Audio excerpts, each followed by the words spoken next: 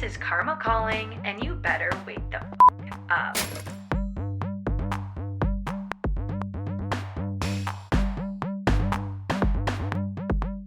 We're back with another episode of Karma is Calling. I'm your host, Lauren, and today is a very special guest.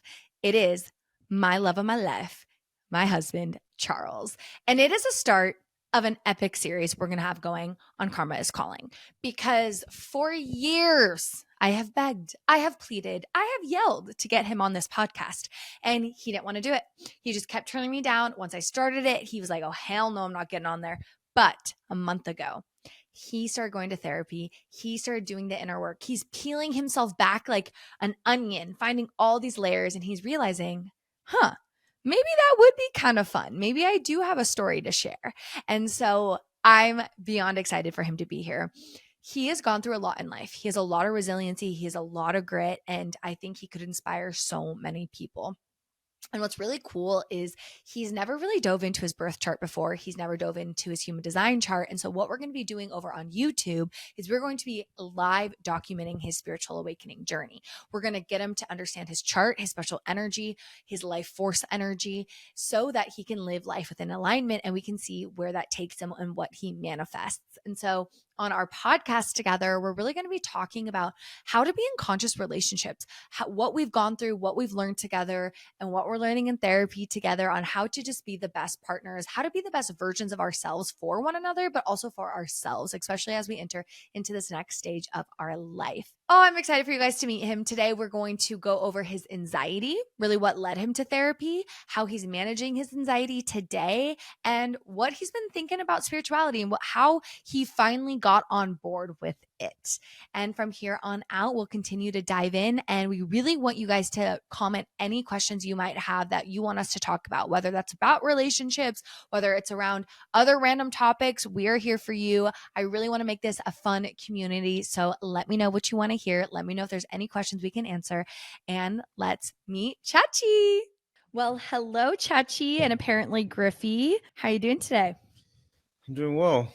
Good, good. Well, I'm excited that you're here. This is going to be a start of a journey between the both of us on this podcast. We are both going through some epic astrology things in the sky right now. I'm not going to get into the details, but basically, if you're an astrology nerd, Charles is going through his nodal return. This is his destiny of life. And I'm going through a Saturn return, which is my karma coming together. And I feel like this podcast is part of it. So I'm really excited to see where it goes. I'm excited to figure out what my destiny is supposed to be. Well, we'll be doing it live here throughout the podcast and our YouTube channel, Karma is Calling. We'll be breaking down your astrology chart, your human design chart to find what is your purpose here. Once you find out, please let me know. I'm excited. We will. So I think it's important just to give a short background around our relationship. I think the biggest thing is that we're a COVID couple. Started right before COVID. Yep. A week before lockdown, we met up, and then basically fate brought us together, and we haven't left each other's sides since. I think the longest time we've been away from each other is probably about 10 days. If that, yeah. And I think that that's what makes our relationship so strong, is because we both work from home. We're doing hybrid. Now we fully work from home. So we're together all the time. All the time. And because of that, you got to talk. Like, if you're going to live with someone, you're going to work by someone, you can't not have conversations. And I think that what makes our relationship so strong is the conversations we have, which is why I think we're kind of leaning into this podcast. Yeah, I think that we've definitely spent a lot of time with each other, and that makes us break down a lot of barriers and a lot of just like things that probably we wouldn't have touched on so quickly into a relationship. And I think that COVID kind of forced us into that spot where we had to be vulnerable, and that opened up to a lot of conversations that helped us in our relationship. Yeah. And so we met in Portland, moved up to Seattle for a few years, just recently moved back down to the Vancouver area right outside Portland. So we moved together. We got married in September, and we're trying to start a family. And so that's a really brief overview of us. But today, what I really want to talk about is Charles's current journey in life. He's kind of going through that first layer of spiritual awakening, really diving into his self-healing, his anxiety. And it's been the coolest thing to consciously watch your partner wake up. I think it's cool for you. I think it's a lot of struggles for me that I'm working through. I do see like the excitement coming from me growing as a person, and I think that that excites you and excites me. And so this journey is going to be a fun one, but also hard at times, I think. Yeah. I mean, healing is never easy. And I think there's this like stereotype in the spiritual community that spiritual awakenings are rainbows and unicorns, but they're actually like where you're burning and you're killing parts off of yourself and Yeah. you're screaming and crying and Sad releasing. days. Sad days. So, do you want to share a little bit about what you're currently experiencing mental health wise? In order to figure out like what I'm going through with mental health, I think we have to go back to figuring out or talk about just me understanding that I have like mental health issues. Mm, I think that for a long time I kind of suppressed those feelings of just being emotional, just being within my thoughts. And I think recently I've gotten better with just taking the time to reflect and look inwards. And I think by doing that, I've come across a lot of things that I haven't dealt with. And one of those big things that I haven't dealt with is anxiety. And I'm working through that right now. yeah. And as your wife being a therapist, I think this was a huge point of contention early on in our relationship. Yeah. Where I'd be like, you should really go to therapy. You should really go to therapy. I know you have issues. Like, you're moody. And then you'd be like, no, I'm not. No, I'm not. No, I'm not. I'm fine. And I finally had to realize I can't push you to heal and I need to step back. I couldn't push you to be spiritual. I couldn't push you to heal. And when I did step back, one, that really helped our relationship. But two, Lots. you are now there on your own. And now I feel like you have the motivation to heal. And Mhm. something that we've been discussing recently is kind of how your anxiety was probably present for years and years and Yeah, years. I think it's been there for like a long time. I just really suppressed it down and just put it in a box and hid that box in a closet and never wanted to touch that. Avoidance at its finest. Avoidance at its finest. So, if you're listening and you don't really know what anxiety is, the common symptoms are where you can get almost obsessive with thoughts. So, you Mhm. ruminate, you just have the same narrative going on in your head over and over again. It's almost like a constant worry that you can't control. Mhm. So, Charles worries about work a lot and he can't control it, and it just loops and loops and loops. It's every day.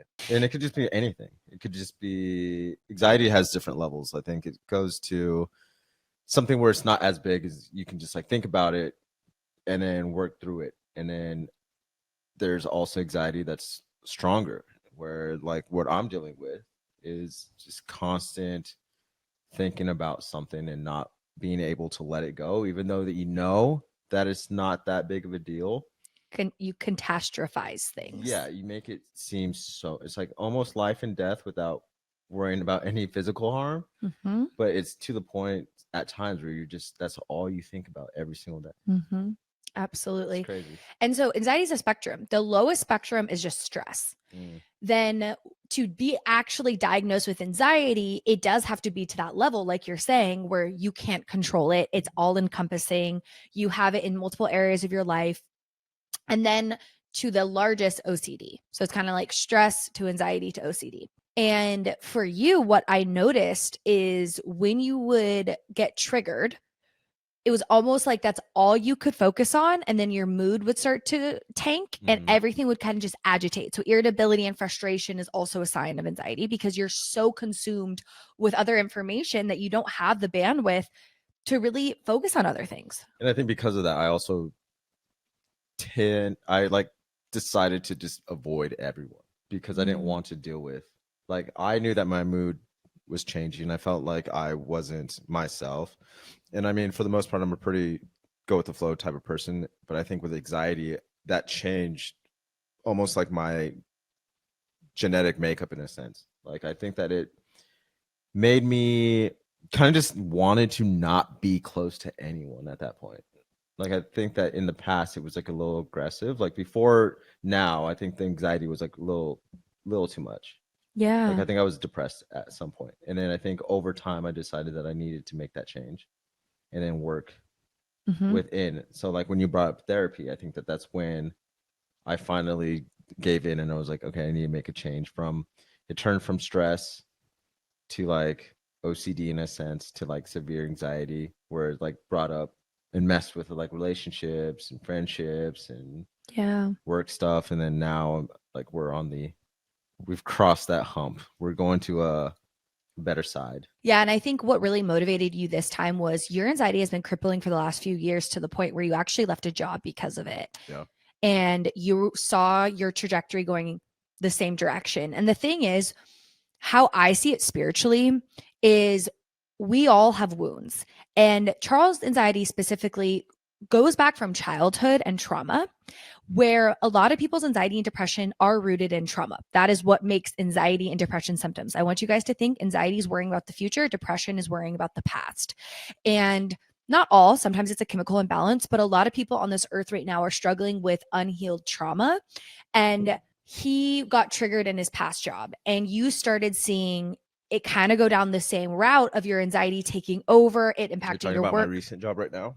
Yeah. Yep. And you're like, I cannot do this again for my family. I cannot do this for myself. And that was kind of your rock bottom of I need help. And we ended up going to therapy together and getting support. And so you mentioned your anxiety is almost like life or death. And we talk a lot about that because when you are triggered, your brain is literally telling you life or death. Yeah. Your brain's telling you that like you need to fight for something. Like something is going to hurt you or harm you in some sense.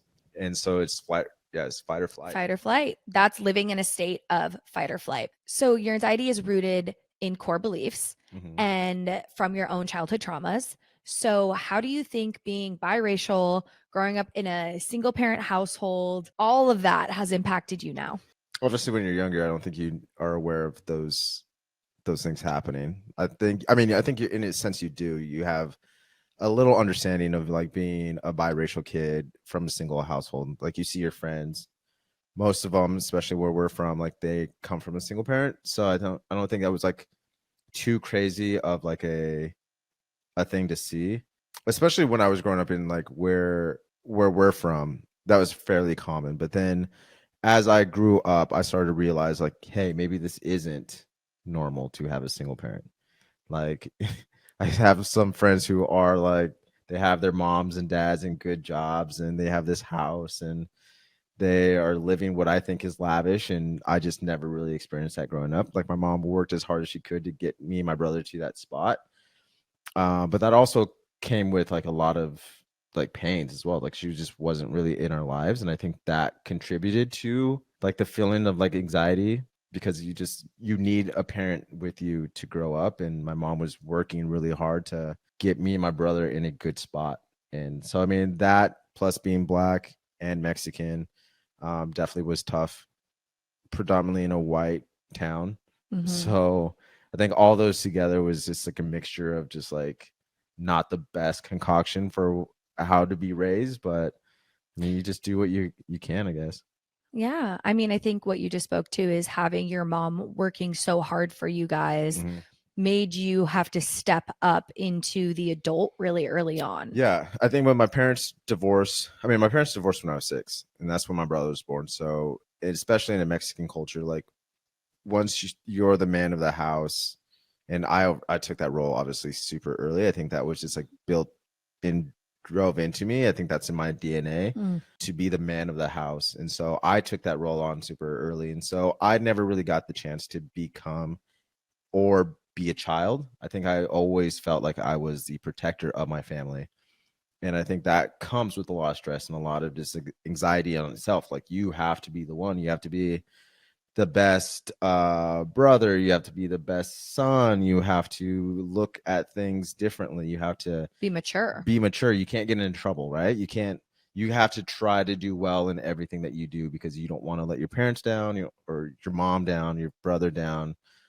So yeah, that was a lot of stress, and I don't think I'd like really paid attention to it until I realized that I got severe anxiety. Well, and I think that speaks to you now because you get so fearful of losing a job, even though that's not even Yeah, in the it's not even in cards. the cards. But you say to me, like, I have a family, I have to provide for you, I have to provide for you. I'm like, Mhm. babe, you're good though. Oh, And you have this childhood self at 6 years old feeling like you need to provide, not understanding the reality now that like you are okay and you are safe because that inner child is still functioning at that age of I'm taking this all on. And obviously that was your soul's journey, and you needed it and your family needed it that way, but it's really created because it created who you are today. Yeah, for sure. Everything that you go through growing up has formed you or sculpted you as the adult that you are today. So I think I needed that in my life at a young age to be the person that I am today. And that person today is like a loving, caring, Protector. hardworking protector. But there's things that I need to obviously tone down a bit from that. Like you can't carry that persona that you have as a child in as an adult. Mhm. So like being that protector, like I'm a protector of you, but as a kid I was a protector of like all my cousins, like Right. especially my mom. But now I'm just like, okay, my mom's good, my cousins are good, like you're good. So like I can take that tone down a little bit. I don't have to be as aggressive as the protector. The weight on your shoulders. Yeah, that weight of my off my shoulders, and just now I can just try to be the best husband, brother, son that I can be, and I think that's helping a lot. Yeah. Yeah. And that's like such a micro aspect of your anxiety of growing up really early, having that weight on your shoulders, and then as an adult replaying that out and healing that. And then on like a macro level, you were biracial, you are Mhm. Black, and we live in a society of oppression. Crazy society right now. And so from the time you were born, I mean, you were in LA during the Rodney King riots. So you witnessed that Mm-hmm. as a baby. Mm-hmm.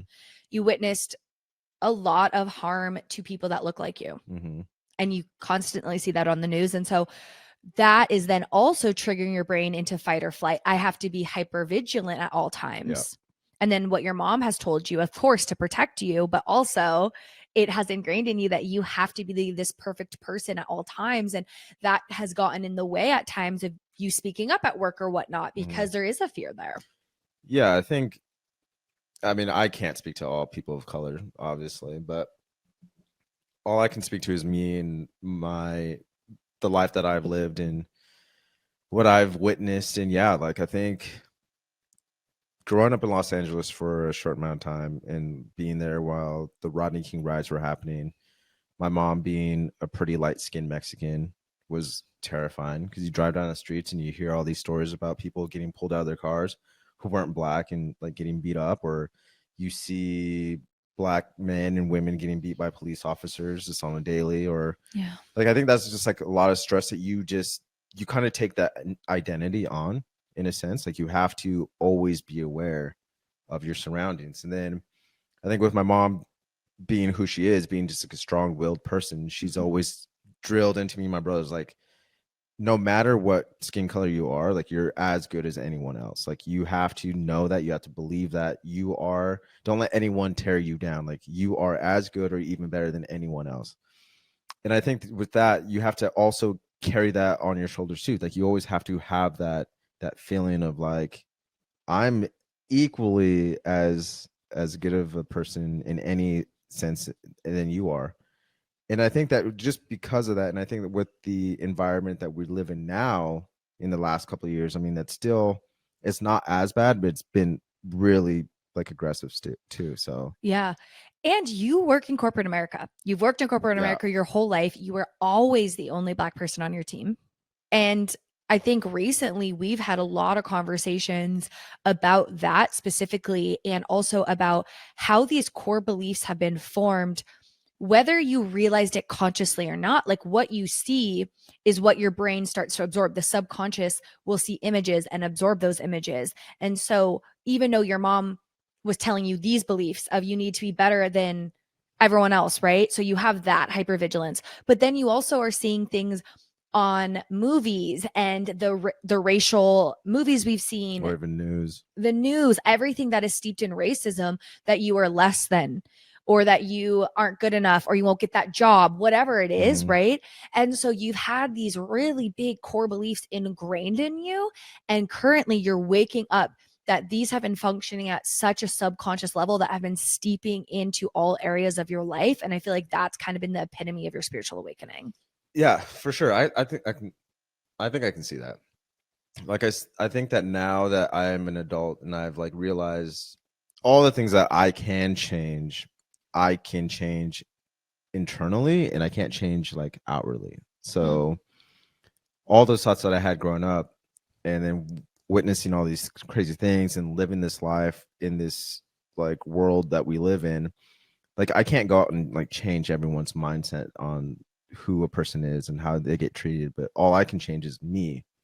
And what I can change inside is like how I can better myself to be a better person. And then maybe with that could change the world, you know? Yeah. Or maybe not even the world, but just like as if you can change just a little bit in a person who maybe had like a belief about something, then that's just a huge change. That's a huge win. And so Yeah, because it will ripple. yeah, it's a ripple effect. It's like a butterfly effect. Yeah. And I think it's been cool because I think in the beginning, when I started manifesting, I would tell you, like, you just got to think it to believe it. You just I've got never to, believed that. and Like, growing up, I never believed that. you never believe that. Well, we would talk about it like years ago. You'd be like, Lauren, you have so much privilege to be able to just think it and to believe it. And we would get in a lot of good Tiffs talks about that. and tiffs.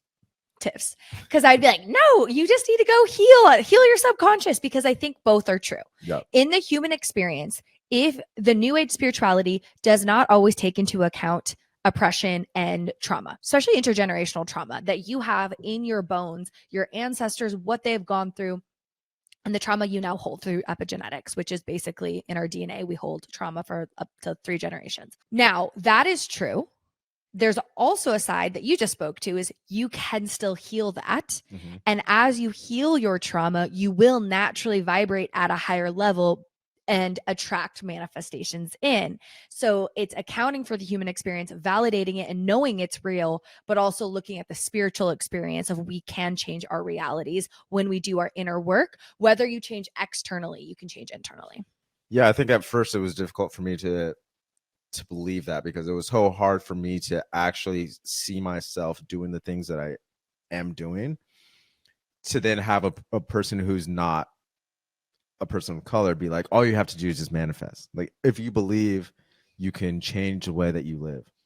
And I'm like, and I was like, what are you talking about? Like, I've tried doing this. Like, I've tried thinking about, oh, one day I'm gonna make tons of money. Like, I felt like I was manifesting. And then I think I had a little bit of pushback towards it, because it was like, Lauren, like, you've gone to like these really good schools, like you had both parents. Like, I was always coming up with all these situations where you always had a leg up. And I think that over time I had to understand that, like, it's not necessarily that you had a leg up. It's just like you knew exactly what you wanted to do, and then you worked hard into doing it. Where I felt, and I played the victim a lot of the times, and I think most people of color play the victim here. And I think that, not to say that it's a bad thing, because we have been victims for a long 100%. In the human experience, yeah. you're victimized all the time. Yeah. And so I think that we can take that role on and then hold on to it, but we need to change our mindsets on it and then not be the victim anymore. You have to work hard internally. You have to see that you can change your stars.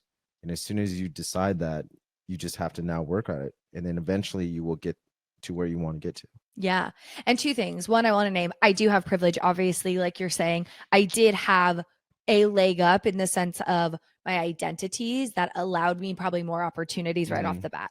That is true.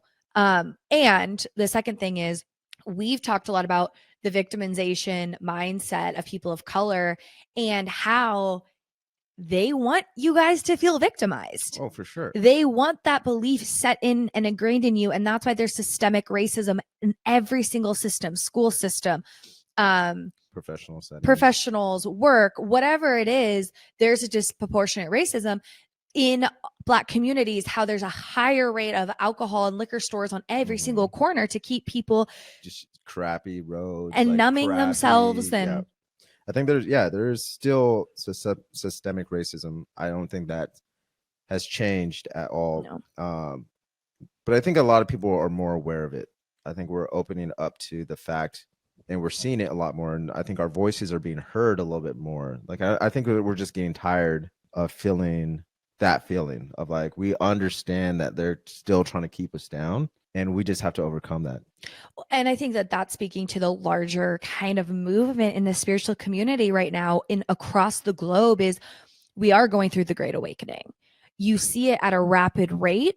The amount of people that are waking up is creating more light in our bodies, because more and more people are healing. We're going therapy is becoming normalized, Mhm. energy work's becoming normalized, alternative forms of medicine's becoming normalized, right? A lot more people are waking up. And with that, they're waking up to the injustices. That's why we saw 2020, the walkouts and all the protests and whatnot. But that's also why at the exact same time, we are seeing the darkness of humanity come at twofold. Because as more people wake up, the darkness, wherever there's light, there has to be darkness. And so the darkness is really growing as well. And hopefully, eventually, it's going to be eclipsed where enough people have woken up of all races and all genders to understand that we are the exact same at our core. Yeah.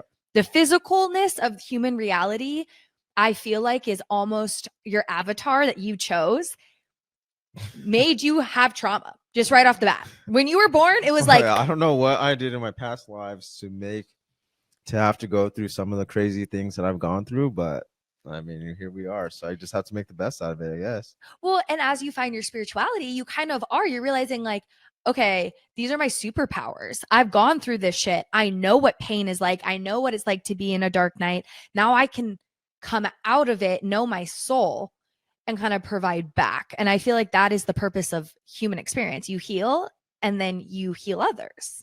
Yeah. Well, I hope I heal. And if I do come back, then I come back as a rich black guy.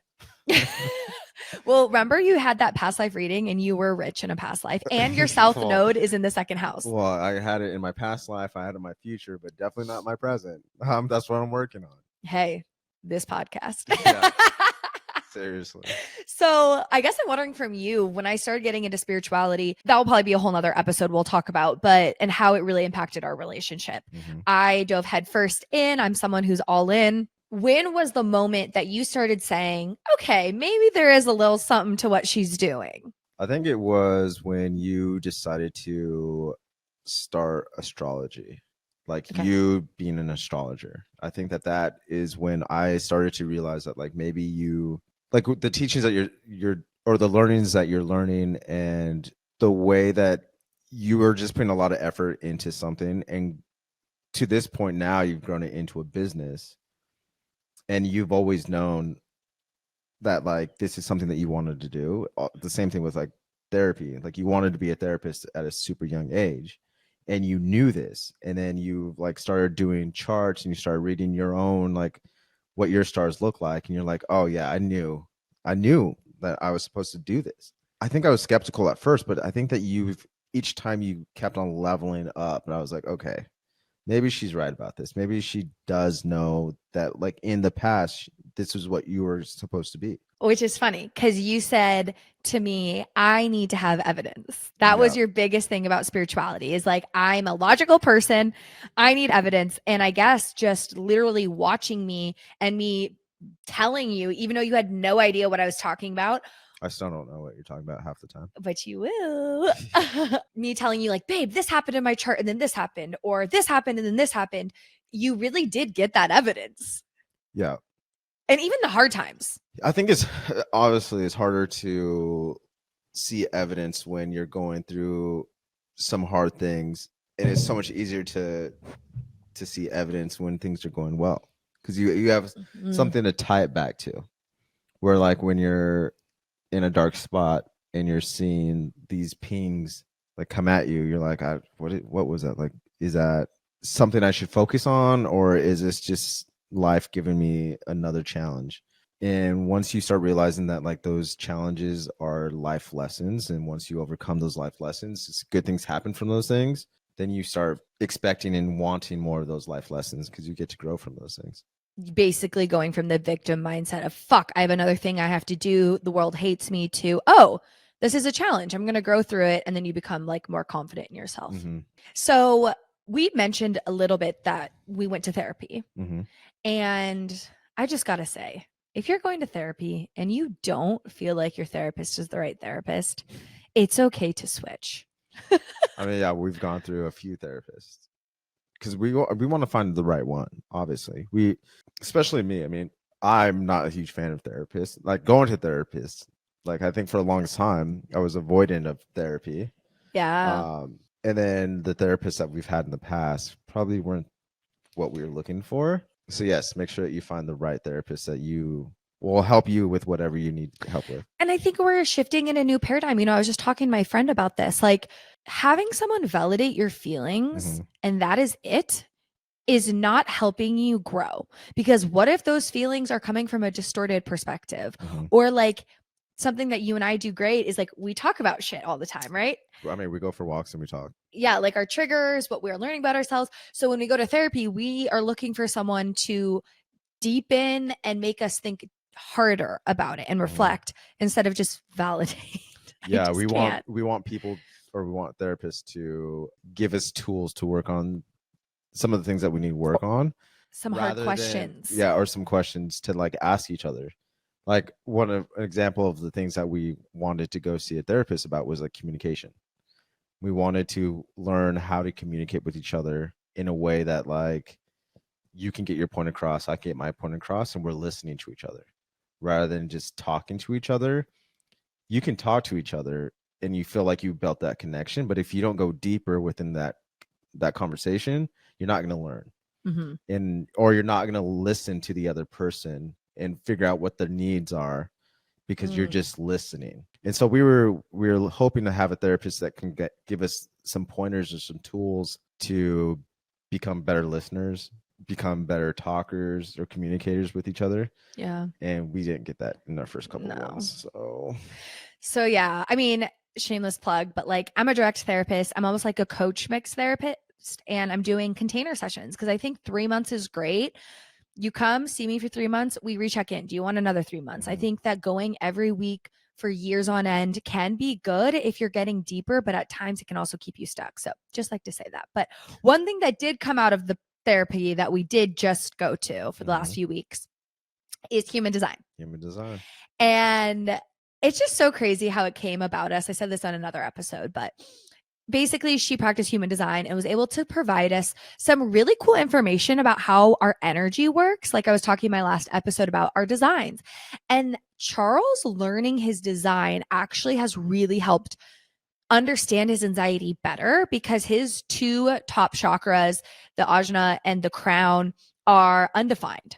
And again, go back to my last episode to understand what that is, but it means that he gets programmed in these areas. And if you have 2 top centers undefined, you get racing thoughts that just loop and loop and loop and loop and loop. And I feel like when I found that out, I was like, oh my gosh, it makes sense where I'm the opposite. I have them defined. I don't get stuck so much. I find I talk obsessively, but I feel like I don't get stuck in worries like you. See, that's crazy because like you can talk excessively and then not have crazy thoughts running in your head. And I talk it out. And I talk a little and I just have a lot in my head. And that's what it is. I think I talk all my energy out and I process it. And then I get to the solution really quick. I'm like, because my top 3 are defined. Your top 3 are undefined. So you struggle to even talk about it. But now what you're realizing is when you do talk about it, you are able to move that energy quicker. We're still figuring out if that's the case. Well, you said when we go on walks, you feel better because you are processing that stuff. Yeah. I mean, I think that you are my mini therapist. And so I get a lot of therapy during the weeks. So yeah, I do see that it is easier for me to get my thoughts out because we do go for like an hour walk a day. Like we get to almost 2 hours worth of walking. And so I get 2 hours of therapy sessions. Oh my God. Yeah, and it is. I have seen a difference between where I was when I just kept all my emotions inside compared to where I'm at now, where I'm freely discussing those to you. I'm just in a better mindset. I feel lighter, and then I can work through these things that I've like suppressed for a long time. So yeah, go see a therapist. And it's funny you just said your emotions because your astrology chart, which again we'll be breaking down on our YouTube channel, you have a very auspicious placement where you have a grand trine, which means you have a triangle of water and you have 7 planets. So you're super watery. And so the element of water is emotional. It's moody. It's in flow. It's creative. It's chill sometimes because water can chill a lot of the times. But water can get rough, right? Yeah. But you had this amazing energy, all these emotions inside of you, but because of another area of your chart, your home life, actually, your emotional center, your emotional house, house 4, Saturn was there with all these other planets that restricted you.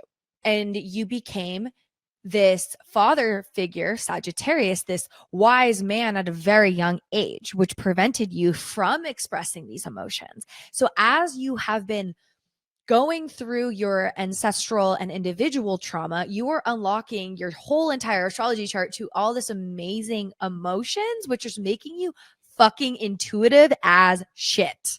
I knew you were going to say that. I know, because you guys, like, this is such a small example, but this happens every day. We're watching a game show, The Floor, Or a movie, or a movie, but or this just anything. happened. Yeah. And they put an image on the screen. They're like, it's going to be a hammer. Boom, it's a hammer. We're watching a movie. That guy's going to die. No, he's not. Literally 20 minutes later, he dies.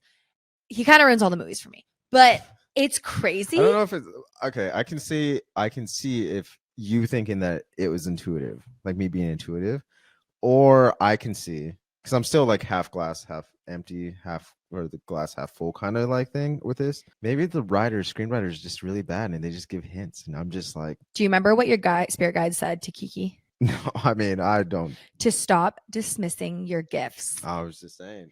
Because how would you know? Sorry, friends. When my friend calls me, describes their relationship, and then Charles like, they're gonna break up, and I get so mad. I'm like, dude, stop like wishing bad on my friends. They're not gonna break up. 2 years later, they fucking broke up. Whoever that I said that to, I'm sorry. Another friend had a situationship. Charles from the very beginning was like, he's a player. And I'm like, you don't know that. Years later, he was the biggest motherfucking player of our lives. So I think it's more than a screenwriter. I think you intuitively pick up on people's emotions. I mean, being the biggest player, I was crazy back in the day, but I think that it was just like a lot of learning and experience. I think I can see a lot of stuff that I've done in the past, whatever, to some people who've done things recently, and I can just like almost pinpoint and be like, oh, that person's just playing that person, or they just wanted attention, or so I can see that. So I don't know if that's intuition. I mean, I guess it's being able to intuitively tap into other people's emotions and how they're playing, which is your Cancer moon. I also have a Cancer moon. That's why I'm a therapist. I can intuitively tap into my clients' emotions.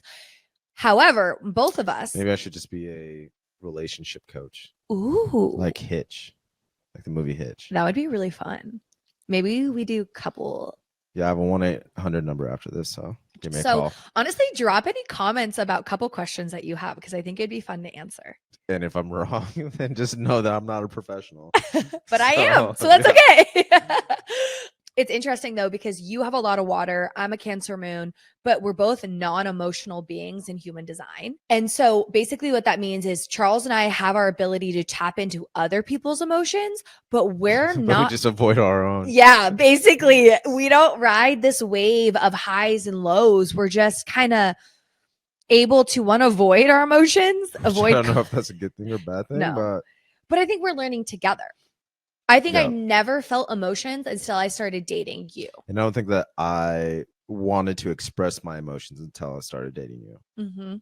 Because I think we feel safe. I projected on you for a long time that you were so non-emotional. And then I realized, oh shit, it's me, that I'm just totally avoiding intimacy. And same with you. But it was also me. Yeah. And so we've really had to do the healing work of like projecting on one another. And because of that, it's gotten us to unlock our emotions. Because if we didn't unlock our emotions, our relationship would be so fucking surface level. I mean, I honestly don't think that we would be in a relationship. Oh, tell me more.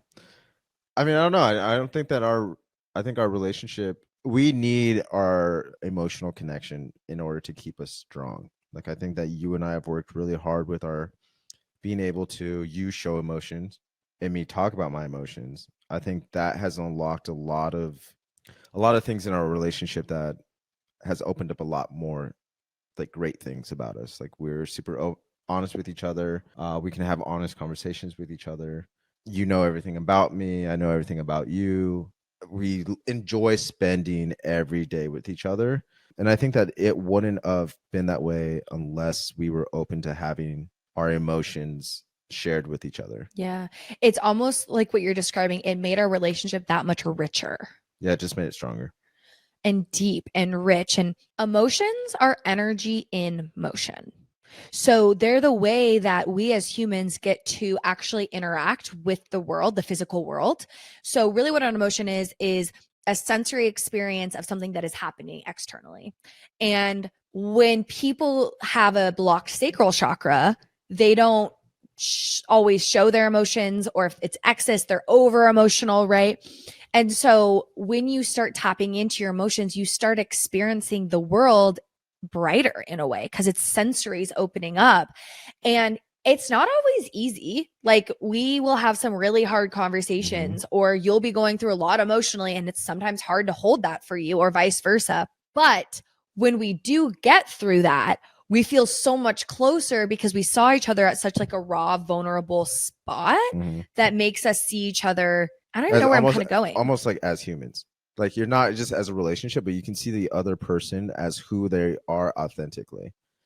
Like when you share to me like how you feel about certain things and you're really like emotional about it and you're like raw, then I can see you for who you are.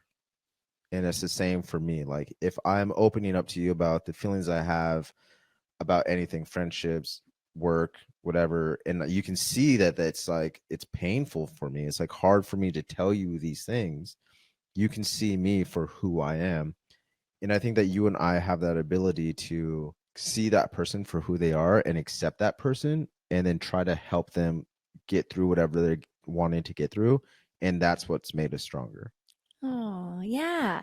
We see the souls instead of the egos. Yep. Because I think the ego, the parts of us that come forward that are wanting to protect us, are really what keep us from being fully intimate. So if you're in a relationship, your ego is probably running a lot of the show to protect you because it's scary. But when you let those parts of you down and you let your partner see you or your friends see you, it's just like you're saying, when two souls see each other, it's very spiritual. I mean, it's a spiritual experience. Yep. So I guess I want to wrap up the episode kind of talking about solutions that you have found for your anxiety recently, because you're still dabbling and we're going to keep it updated. Yeah.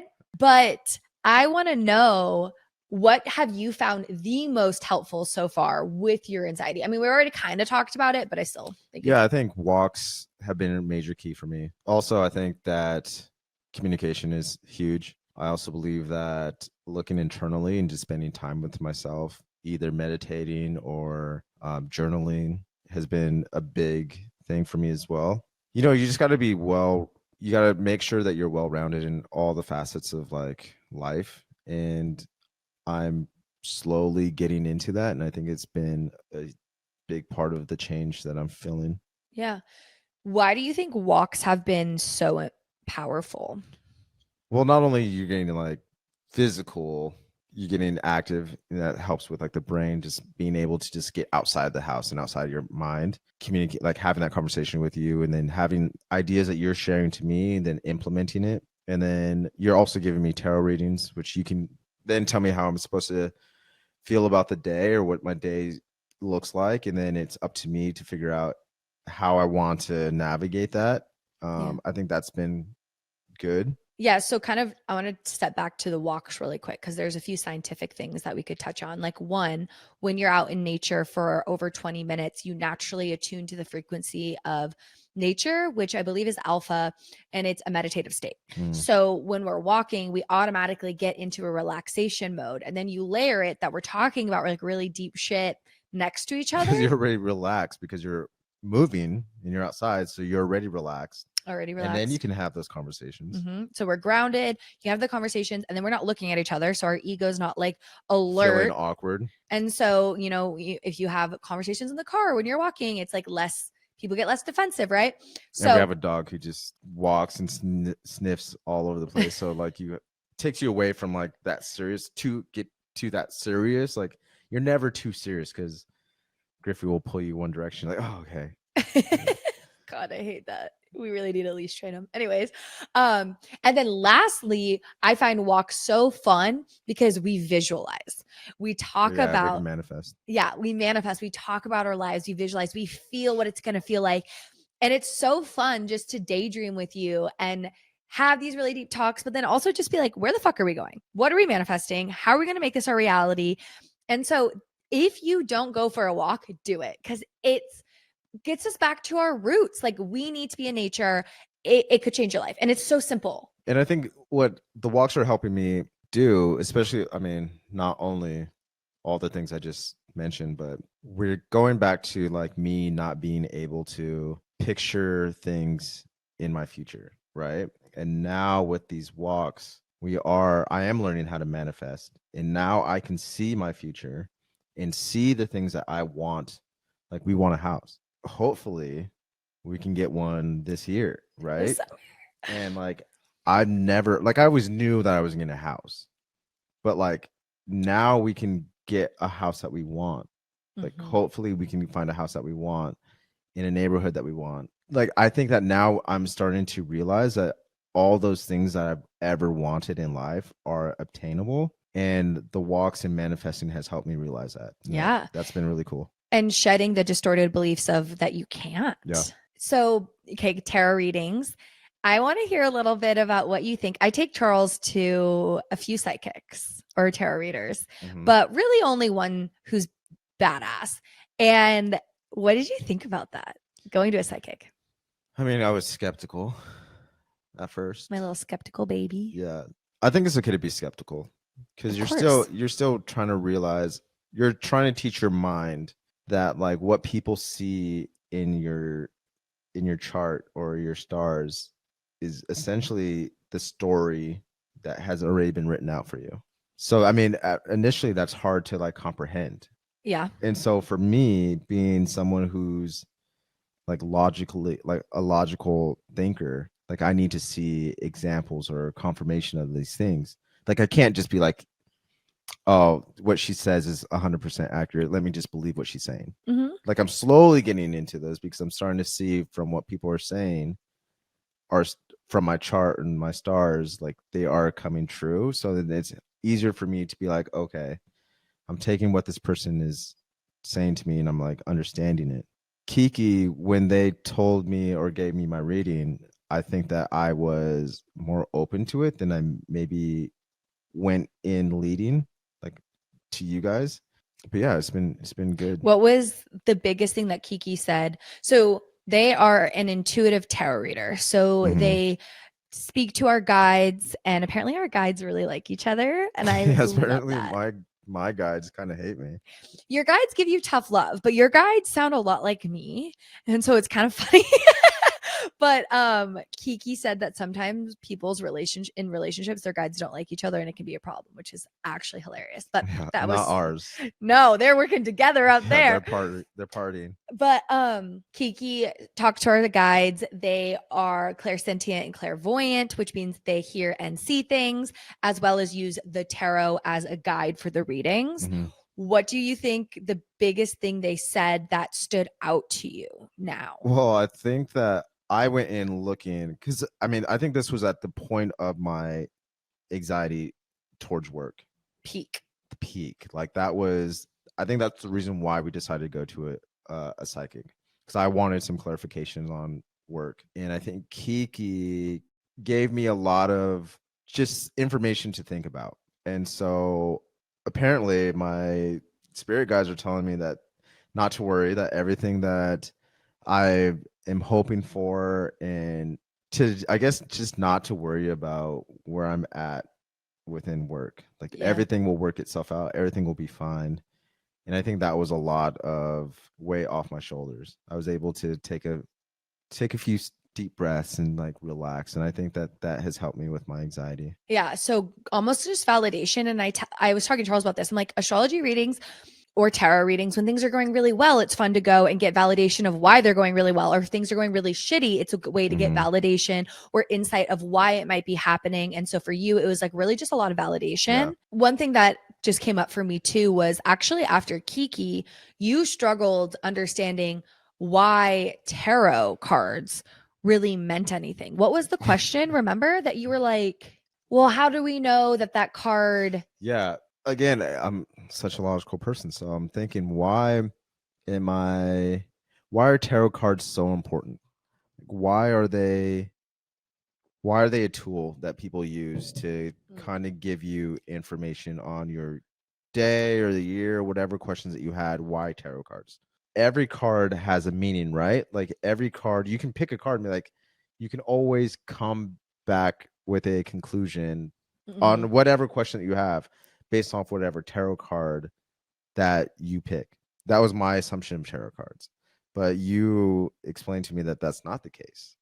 That each card, you like the percentage of picking a card that aligns with your question is almost it's but fate pretty much. It's fate because so basically what tarot is a way to reflect back to yourself in your subconscious. So yes, any card you get, you're going to make a meaning out of because every card has a meaning and then your subconscious is going to try to create a meaning out of it. But when Charles asked specific questions and had specific things in his mind of I need to see this to know it's real. There were certain cards that came up that were exactly that. Yeah. And that percentage to get the card that meant exactly what he was seeking is rare. Now, Charles also got cards that I got a reading from Kiki a week prior, and Charles got the exact same card with basically the exact same meaning in a specific area. So that statistically, there's 72 cards in a deck is very hard to do. And so understanding that there is a story through the tarot deck and there's an archetype for every card and there's a meaning for every card. And so to get specific meanings does kind of validate where you're at a lot of the times because you're like, okay, that's exactly how I was feeling. And I got that exact card in that placement. So when you learned that, you realized, oh, okay, so that makes more sense. And so tarot is a divination tool. You know, you got to be connected to your intuition. You got to be a clear channel, a clear vessel as well to use them. And so now you and I in the mornings will just pull a card and that helps us ground ourselves. Okay, spirit guides, what do we want to know? We pull a card, whatever the meaning of that card is, it's to critically think about or to be open to throughout the day. And it kind of just like grounds us to our own energy. Yeah. And it's just a good reflective tool. Yeah. It kind of gives you like a warning of what your day, like what you should expect out of your day. So depending on what kind of questions you have for the tarot card, mine are usually around work. So when you give me my tarot reading, I can logically now think about what my day potentially could be. And it makes it easier for me to go to a work day and just be aware, I guess. Yeah, absolutely. And maybe that's the last thing I really want to highlight around tools is obviously astrology. You can always track what's going on in the sky, which Charles would be like, why am I feeling off today? But journaling. I will live and die by journaling. I don't care if you're listening and saying it doesn't work. It fucking works because it takes the things in your mind, you connect it to your hand, you have to think about it, you write it, and it can just be a conscious stream of writing and you can figure out what the hell is swimming in your subconscious. But secondly, you get it out of your mind. Our mind is racing, and to write it out, to then see what you wrote and realize, oh, that's not true, or that's a distortion, or to just get it out, it helps. I promise you. And I hear so many excuses of why people can't journal, but that's your ego wanting to stay stuck. Your ego does not want you to grow. Your ego does not want you to change. It wants you to be in the exact same spot because it's comfortable and safe. So do something different, please. Yeah. So walking, journaling, tarot, spirituality in a way, just finding your own tool within the spiritual. Just find yourself a Lauren. That's all you need to do. Readings are available. Have really helped you manage your anxiety. And so that's where I'm really excited. What this is about to be between you and I is obviously we're just going to do podcasts. Like I think the next one we're going to talk about is conscious relationships and how we got here to where we are today. But also on the YouTube channel, we're going to break down Charles's chart. We're going to break down his human design because the more that you become aware of your own energy, the more you get to transmute your chart. So what I mean by that is there's octaves. You can live your chart out at the lowest octave. You're going to be in shadow energy. You're not going to be really fulfilled, but you're probably living your chart out because that's the energy that you hold. Then there's like the awaken octave where you're very much a bird's eye view of your consciousness in a way, and you're starting to make those shifts and you still get triggered. And then there's like that octave 3 where you are so empowered, you are conscious, you are giving back, you're in the divine energy. That is where we want Chachi to get. And I am so excited to watch him go from octave 1/2 to 3 and see how that unfolds in your life. And if you don't know anything that she's talking about, just follow us on that YouTube channel and you can learn what the heck she's talking about, just like me. Totally. And I will literally be doing like tutorials of like how to pull up your birth chart. So, how to pull up your human design chart. So, you can literally follow along if you have similar placements. And of course, I'll be like breaking down on my YouTube channel, literally specific placements. So, it's going to be cool. I've been in a hermit mode all of Pisces season. Pisces season is currently happening right now. It is the last season of the zodiac wheel. Technically, the Aries season is the first season of the zodiac new year. Aries is fire, Pisces is water. Pisces is a time of reflection, and I feel like that's kind of where I'm at, but it's like bubbling, and Aries is the time of birth and initiating, and so I feel like come Aries season we'll be popping the fuck off. Yeah, like, yeah. Don't know what you said, but yes. Love it. Okay, well, again, Chachi, my love, I had so much fun with you today. Yeah. I can't wait to continue. I'm glad Griffey decided to join us as well. No, he's just part of the fam. He's what made us a little trio. Yes. Okay, I could talk about my dog all day.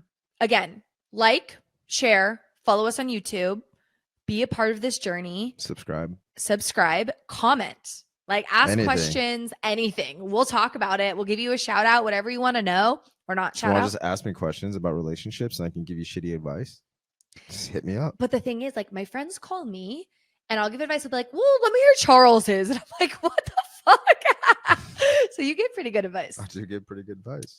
So yeah, thank you guys so much for your support. And I'm excited for this to continue to ride. Peace out. Bye. Bye.